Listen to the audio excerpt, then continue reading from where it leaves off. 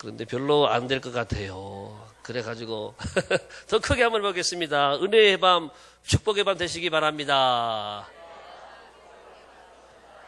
아멘. 네, 그 정도 돼야지 은혜가 넘치고 축복이 임하게 될 줄을 믿습니다. 네. 자, 우리가 지금 느헤미야 성경의 말씀을 계속 나누고자 합니다. 특별히 느헤미야 이 성경은 무너진 이스라엘 성벽을 재건하는 그런 아주 귀한 말씀인데, 오늘 이 땅에 무너진 이 나라의 모든 모습들, 무너진 교회와 가정들을 일으켜 세우기 위해서 우리가 함께 은혜 받고 기도하는 밤이 되기를 예수님의 이름으로 축복합니다. 느헤미야 1장에서 우리가 느헤미야가 자신의 고국에서 들려오는 소식을 들었고 울었습니다. 금식하면서 기도했습니다. 우리 고국에서 살아가는 우리 형제들이 능족을 당하고 또 성문이 불타고 성문이 무너지고 있다라고 하는 소식이 이 느헤미야에게는 큰 충격이면서 그것이 바로 나의 사명으로 다가온 것이, 하나님 이 무너진 성벽을 나로 하여금 건축하게 하여 주옵소서. 그래서 느헤미야가 지난 우리 1장에서 기도하는 내용이 쭉 나와 있었습니다. 그 기도가 이제 응답이 되는 것이 오늘 2장에 나오는 거예요. 2장. 자, 우리 기도의 응답의 그 시간을 보니까, 여러분들이 1장에 보게 되면 1장 1절에서 기슬루월이라고 나와 있죠. 왕 20년, 아닥사다 왕 20년 기슬루월에 내가 수상궁에 있는데, 기슬루월은 언제냐 하면은 우리의 오늘 달로 말하면 11월, 12월 이렇게 되는 11월, 12월. 2장에 가서는 자, 제왕 20년 니산월이 돼 있죠. 니산월은 3, 4월을 말합니다. 그래서 대략 4개월 만에 하나님께서 들으시고 아주 퍼펙트하게, 완전하게 응답해 주셨습니다. 할렐루야. 따라합시다. 하나님은 우리의 기도를 들으신다. 하나님은 나의 기도를 응답하신다. 그것이 때로 시간이 좀 걸릴 수가 있어요. 그것은 하나님이 완벽하게 모든 것을 이루어 주시기 위해서 때를 지체할 것뿐이지, 하나님 반드시 우리의 기도를 들으시고 반드시 하나님의 때에 가장 좋고 귀한 것으로 응답해 주시는 줄을 믿습니다. 오늘 우리 느헤미야가 응답받은 그 내용들을 쭉 보면서 우리가 느헤미야를 좀 배우면 좋겠다. 계속해서 우리가 느헤미야를 함께 연구하고 그분의 또 삶을 배우고 또 정신과 믿음을 함께 배우기 원합니다. 자, 오늘 느헤미야가 어떤 사람이었는가, 오늘 말씀을 중심으로 해서 한 6가지를 함께 나누고자 하는데, 첫 번째 오늘 말씀 보겠습니다. 느헤미야는 시작. 느헤미야는 자기 일에 성실한 사람이요 인정받는 사람이었다. 사람이 어떤 자리, 어떤 위치에 있느냐가 중요한 것이 아닙니다. 그 자리에서 인정받는 사람이냐, 인정받지 못하는 사람이냐. 어떤 분은 높은 자리에 있으면서도 손가락질 당하는 분이 있단 말이지요. 불성실해서 늘 눈총을 받는 사람이 있고 사람들에게 아주 좋지 않은 평가를 받는 사람이 있다라고 하는 것이죠. 그렇지만 오늘 느헤미야는 그런 사람이 아닙니다. 자기 일에 성실한 사람이고 인정받는 사람이었어요. 우리 1절 2절 앞에 화면 보겠습니다. 시작.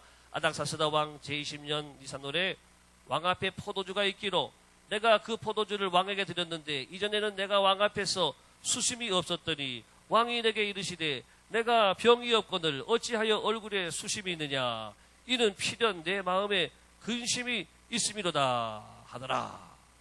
자, 여러분, 술 맡은 관원이었다. 술을 맡은 관원이라는 자체가 왕으로부터 신임을 받아야 맡을 수 있는 자리라고 지난주에 제가 말씀을 드렸습니다. 왜? 거기에다가 독약을 탈 수도 있고, 왕을 잠재울 수도 있고 죽일 수도 있단 말이에요. 그렇기 때문에 그 자리는 특별히 왕의 신임을 받는 사람이 그 자리를 만듭니다.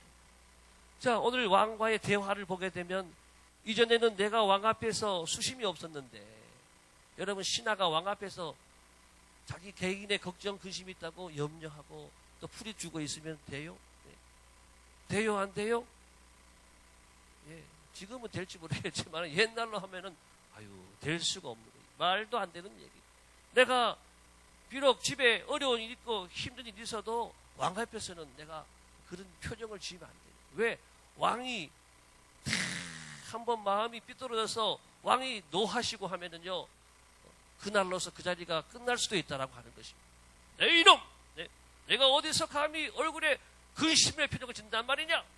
이봐라! 이놈을 체포해라! 데려가라! 감옥에 하옥시켜라! 그냥 끝날 수 있는 거예요. 자, 그런 이 일인데 이 왕이 그렇게 안 하는 거예요. 왕이 뭐라 그래요? 내가 병이 없거늘 어찌하여 얼굴에 수심이 있느냐?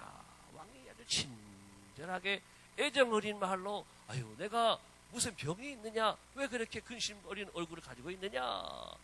이렇게 사랑스러운 말로 이렇게 했다라고 하는 것 자체가 느헤미야가 왕으로부터 신임받고 정말 그동안에도 성심을 다해서 잘 섬긴 그런 사람이었다는 것을 알 수가 있어요.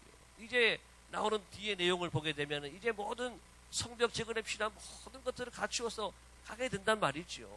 느헤미야가 보통 신하라면 그렇게 했겠어요. 느헤미야가 왕 앞에 인정받고 신임받고 왕이 참으로 사랑하고 왕이 참으로 기뻐하는 좋은 사람이었다라고 하는 것을 보여주는 거예요.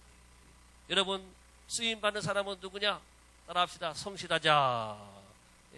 어떤 사람이 쓰임받느냐? 일단 열심히 잘하는 사람은 열심히 인정받는 사람은 쓰임받을 가능성이 많은 거예요. 여러분 어느 곳에 가든지 열심히 하시기 바랍니다. 열심히 사업하고 열심히 운동하고 열심히 또 공부하고 열심히 또 교회 생활하고 하면 언젠가는 쓰임받게 되는 날이 오게 될 줄로 믿습니다. 느헤미야가 바로 이 성실한 사람이었다라고 하는 인정받는 사람이었다라고 하는 것을 먼저 말씀해 주고 있습니다. 두 번째, 느헤미야는 진실을 솔직하게 말할 줄 아는 용기 있는 사람이었다. 다 같이 2절 3절 시작. 그때 내가 크게 두려워하여 왕께 대답하되 왕은 만세수를 하옵소서. 내 조상들의 묘실이 있는 성읍이 이제까지 황폐하고 성문이 불타싸우니 내가 어찌 얼굴에 수심이 없사오리까. 이 느헤미야가 이 말씀에서도 보니까 크게 두려워했다. 왜 두려워했을까요? 왕이 혹 노하지는 않으신가? 내 근심된 표정을 보셨다라고 하는 거예요. 내가 수심이 가득 찬 모습을 왕이 보셨단 말이에요. 바로 이 일로 인해 가지고 내가 왕한테 지금 혼을 난다거나 왕이 진노하여서 내가 지금 기도하고 계획하고 준비하고 있는 일들이 예루살렘에 가는 일들이 잘못하면요 잘못된 길로 갈 수 있단 말이죠. 내가 이 직책에 쫓겨나가면은 그 예루살렘에 갈 수가 없는 것이죠. 그 일로 인해 가지고 크게 두려워했다라고 하는 거죠. 그리고 이렇게 말합니다. 내 조상들의 묘실이 있는 성읍이 이제까지 황폐하고 성문이 불타싸우니. 여기 재미있는 중요한 단어가 뭐냐면은요, 내 조상들의 묘실이 있는 성읍이 이게 어디냐면 예루살렘이거든요. 예루살렘. 그런데 예루살렘의 성에 가겠다라는 말을 예루살렘 성이라고 하는 말을 쓰지 않고 내 조상들의 묘실이 있는 성읍이 이렇게 말한 것이요 뭐냐면 지혜다라고 하는 거예요. 무슨 말이냐면은 예루살렘 성이라고 하면은 이 아닥사스다 왕은 그 성을 반역의 성으로 알고 있고 사실 이 왕이 그 성 중건하는 것을 또 중지시켰던 왕이에요. 그렇기 때문에 예루살렘 성이라는 표현을 직접적으로 썼다고 한다면 왕한테 마음을 상하게 할 수 있는 말인데 그것을 표현을 내 조상들의 묘실이 있는 성읍이 이렇게 표현하는 겁니다. 그리고 더 나아가서 이제 말하는 것은 이제까지 황폐하고 성문이 불타싸우니 내가 어찌 얼굴에 수심이 없사오리까. 자, 이렇게 오늘 느헤미야가 하는 말을 보게 되면 진실한 말이 진실하고 솔직하게 말하잖아요. 내가 지금 근심이 있는 것 무엇 때문인 것을 말하는데 진실하게 솔직하게 말하는 그러면서도 왕의 마음을 상하지 않게 지혜롭게 말을 했다. 여러분 진실은 통하게 되는 줄로 믿습니다. 솔직한 그 마음 우리가 누군가에도 잘못이 있으면 솔직하게 털어놓으면 있는 그대로 내가 말하게 되면 헤아림을 받을 수 있는 건데 이렇게 왕 앞에 솔직한 자기의 마음 이 아픈 마음들을 솔직하게 고백하는 용기 있는 그런 사람의 모습을 보여주고 있습니다. 자, 중요한 것은 이제 세 번째. 자, 다 같이 시작. 느헤미야는 기도가 몸에 배어있는 사람이었어요. 기도가 몸에 배어있는 사람, 기도의 사람이었다. 우리가 지난 1장에서 느헤미야가 기도의 사람이었는데 오늘도 이 말씀 보니까 또 기도하고 있는 거예요. 자, 4절 보겠습니다. 시작. 왕이 내게 이르시되 그러면 내가 무엇을 원하느냐 하시기로 내가 곧 하늘의 하나님께 묵도하고. 무슨 기도? 뭐 했다고요? 묵도하고. 이게 대단한 거 아닐까 여러분? 왕과 지금 대화하고 있는데 왕 앞에서 또 그 자리 잠깐 묵도를 한다? 이게 쉽지 않은 일인데 아주 느헤미야는 기도의 사람이요, 또 용기 있는 사람이요, 하나님 중심 사람이요, 예, 하나님 편에 속해 있는 사람인 것을 우리에게 보여주고 있는 것입니다. 자, 말보다 기도를 먼저 하는 거예요. 내가 말을 해야 되는데 말보다도 기도를 먼저 하라. 기도의 사람, 기도가 몸에 배어 있는 사람. 여러분들이 교회 오면 뭐부터 하지요? 교회 오면 기도부터 하고, 또 식사할 때 뭐부터 하지요? 기도하고. 직장에 출근하면은 뭐 하지요? 기도부터 하고. 학교에 가면은 뭐부터 하지요? 안 해도 한다 그러세요. 기도부터 하고. 네, 그렇게 해야 되는 거예요. 우리는 늘 기도에 배어있는 사람이 되시기를 축복합니다. 성도들은 어디 가도 또 어떤 일을 만나도 기도.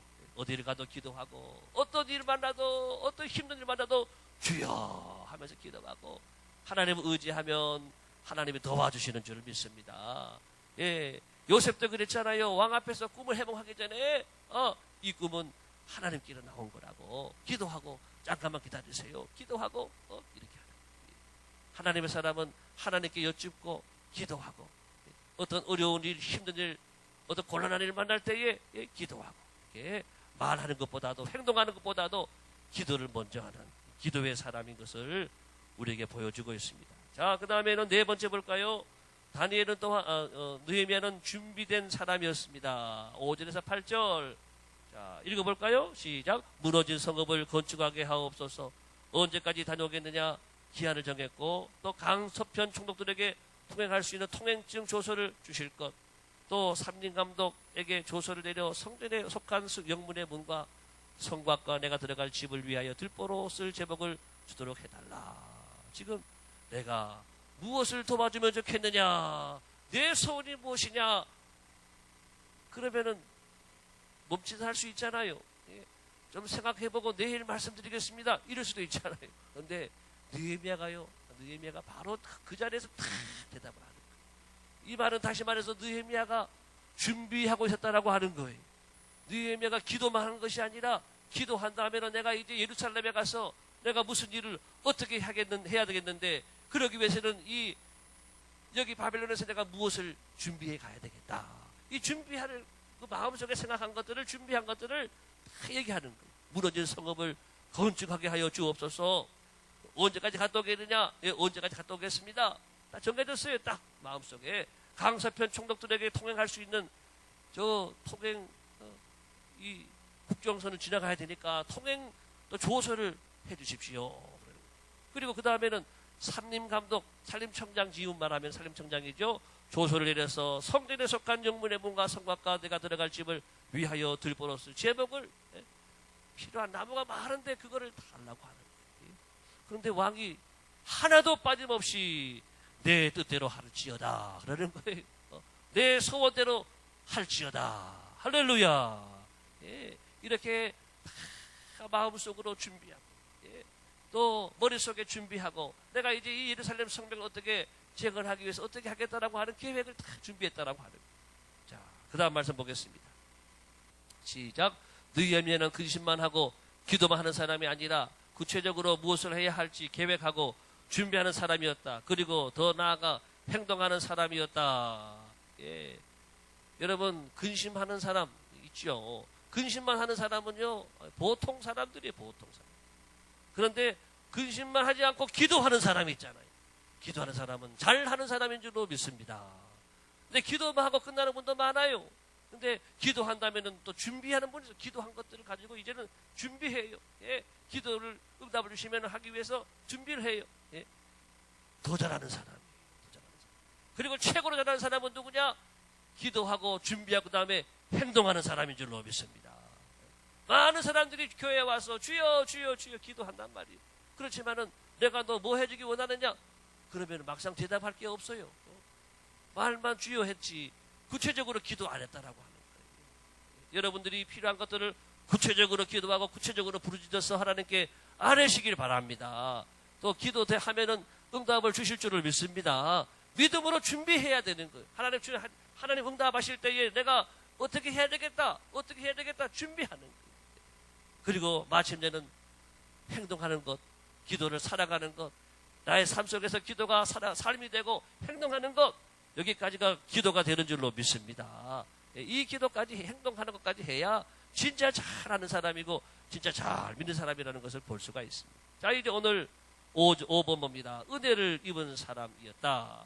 자, 이제 오늘 말씀이 제일 중요한 부분인데 느헤미야는 무엇보다도 은혜를 입은 사람이었어요. 5절이 이렇게 말합니다. 왕이 만을 좋게 여기시고 종이 왕의 목전에서 은혜를 얻어싸우며 이렇게 말하고 8절에서도 하나님의 선한 소리 나를 도우심으로 이렇게 말합니다.